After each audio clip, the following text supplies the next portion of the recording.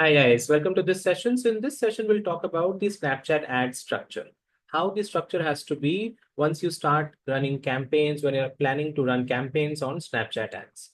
So if you look at the structure, this is how it is going to be, wherein the first thing which you're going to create here is going to be a campaign. A campaign you can visualize like a master folder or the broad categorization done of your business. Now, this is where inside the campaign, then what you're going to create are ad set. Ad set is like subcategories or subfolders in the main folder. And then these ad sets will contain your ads or creatives. Okay, so that's the pyramid structure which we have to build out inside our Snapchat ads platform.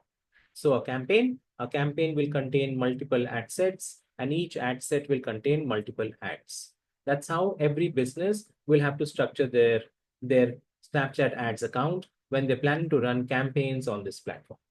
I hope this makes sense. I hope you understand the structure, how it's going to be. So we're going to see all of this in practical now going forward in the coming videos where we'll build out campaigns. So you'll get to see the structure built out on the platform itself. Thank you guys for listening to this, and I will see you in the next video.